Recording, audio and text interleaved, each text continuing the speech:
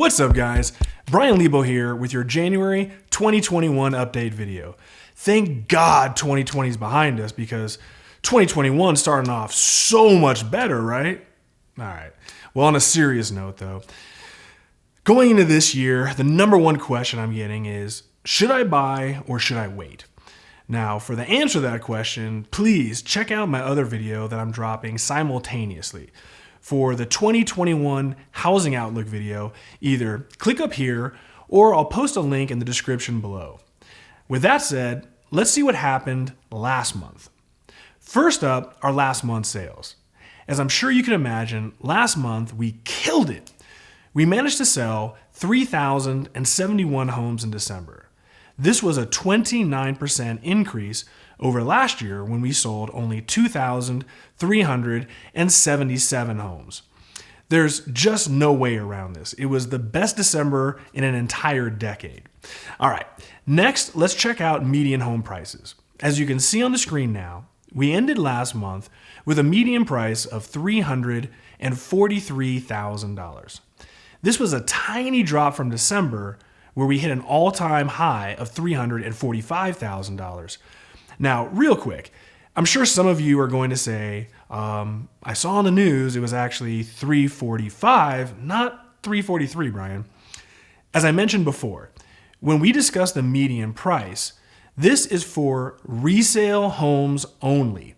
Now, when the Las Vegas Realtor Association gives out these numbers to the press, they don't actually filter out new homes that were listed on the MLS.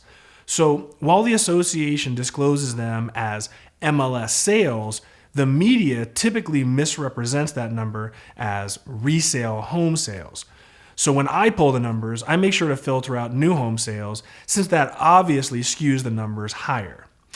Okay, now let's check out the most important factor in our housing market right now, which is current inventory levels. On the screen now, you can see that we ended the month with only 3,366 homes on the market. This turned out to be a 20% drop from November. Now, as I just mentioned, this is the most important factor going into next year. Just this first week of the year, we lost another 4%.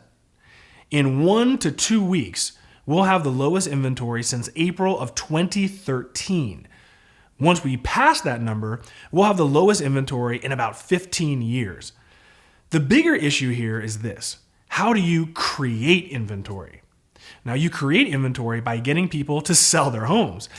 In my Housing Outlook video that I mentioned, I'm going to discuss this topic in depth because this really is what's going to dictate how this year winds up for us. Okay, next, let's check out our newest metric, housing absorption. First, we have homes under $250,000. As you can see here, we continue to rise as affordability becomes more pervasive. Now, 60% of that market segment is currently under contract. Next, we have the bulk of our entire market, which are homes between $250,000 and $500,000. This is almost identical at 59%. Now, as we increase to 500 to 750, we start to see a decline down to 47% absorption. Now, when we get to 750 to 1 million, things loosen up at 37%. Next is 1 million to 1.5 million.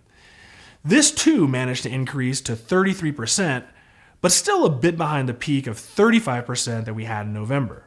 Finally, we have the ultra luxury market of over $1.5 million. This drops slightly to 24%. Either way you cut it, it's slim pickings out there. So what does this all mean, and where are we actually going? Well, normally I'd tell you right here and now, but what fun would that be, right? Like I mentioned at the top of the show, check out my Housing Market Outlook video for 2021 to get my thoughts on where the market is heading and why it's heading in that direction. In the meantime, thank you all for watching. Please subscribe and stay safe.